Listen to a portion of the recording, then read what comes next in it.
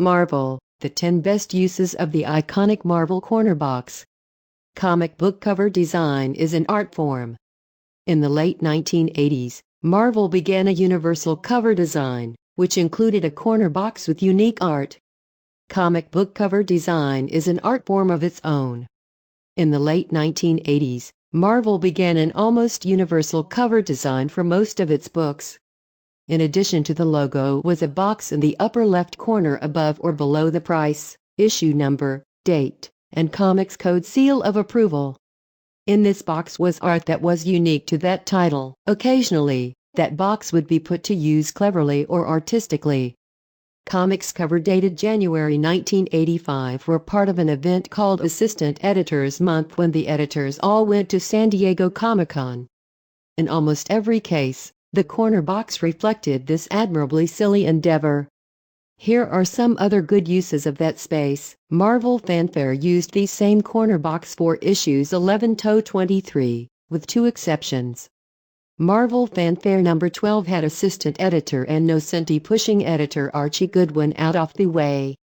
Marvel Fanfare number 15 had a special corner box in honor of the April Fool's Day theme of the main story, with Archie's cigar having exploded as a practical joke. This little touch of humor let readers know right away that this was not going to be a typical Fantastic Four story. Readers got a special Barry Windsor Smith story of the thing falling from one April Fool's trap into another. In the past, the jokes have been a panel or two, a page at the most.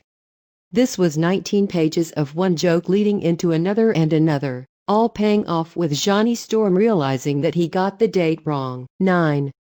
Master of Kung Fu. The dramatically lit corner box image of Shankai started running with issue number 91 and lasted until the title ended with issue number 125.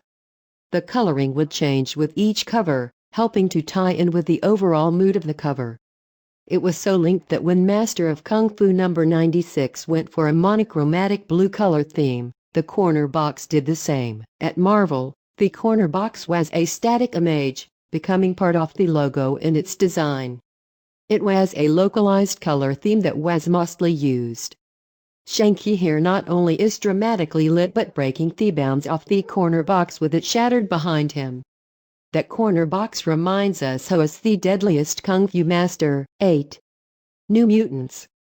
Many times in the 1980s, Marvel has had action on the cover that affected the title and sometimes even the corner box.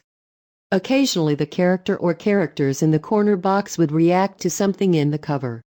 Team books often had the least original corner box art with it just being floating heads of the team members. Avengers and X-Men would adapt it sometimes to conform to the design of the logo. New Mutants went a step further with its 17th issue. It was the last issue before the much-anticipated start of Bill Sienkiewicz's run would start.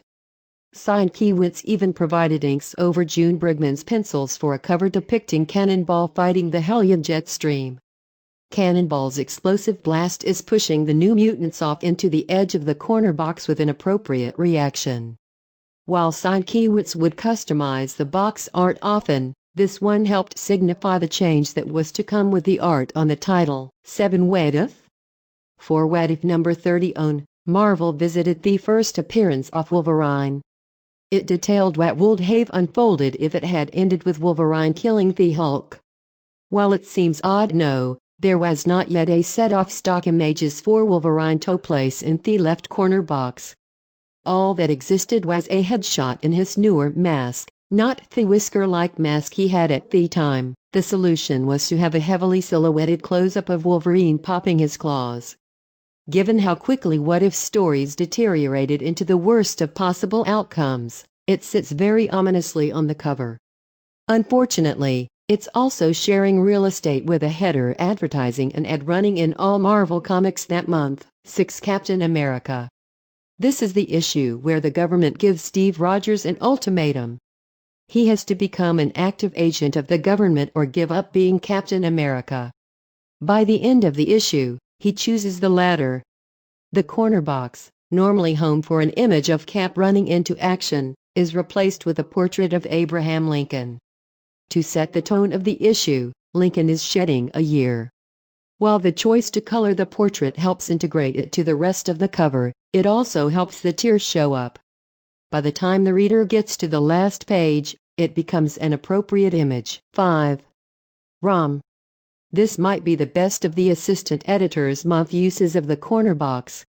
It's a comical depiction of Rom and Starshine as a 50s-style couple. Rom's pipe and smoking jacket mesh perfectly with Starshine's apron as they playfully flirt. By the end of the series, both Rom and Starshine return to their human forms.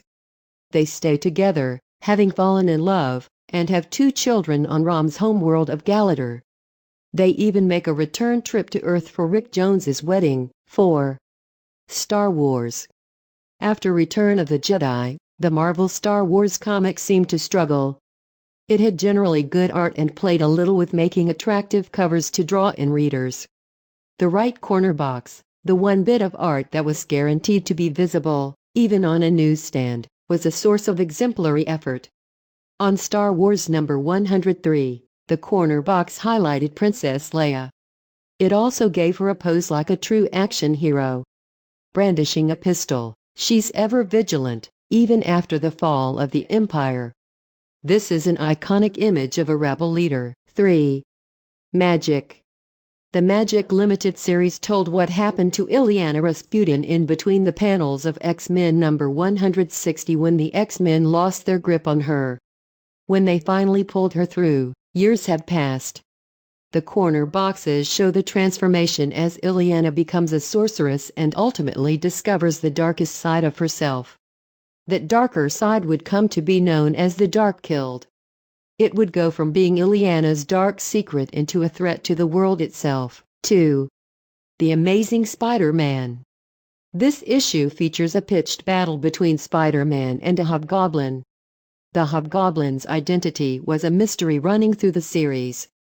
As the inheritor of the legacy of the Green Goblin, the hobgoblin showed a cruel sense of humor. That came in the special art in the corner box. The hobgoblin broke the fourth wall, hyping the issue. It's great. Steal it? There was some concern that kids would shoplift the issue, and according to blogger David Campbell, at least one did steal it. 1. Incredible Hulk. Before Incredible Hulk number 292, Bruce Banner's mind was in control of the Hulk. He had been pardoned by the president for his past actions as the Hulk and was setting out to use gamma science for the world's benefit. Of course, as the series progressed, we learned that Nightmare was bringing the Savage Hulk back in revenge against Hulk's ally, Doctor Strange. The corner box art depicted a transformation from the Hulk as a scientist to a mindless monster. It was by far the best use of the space in helping to tell the story unfolding. Of course, the transformation wasn't as gradual as to unfold over 9 issues. The final issue was a mindless Hulk fighting against the superheroes of New York City. Both stories, the comic and the corner box, ended with a monstrously savage Hulk.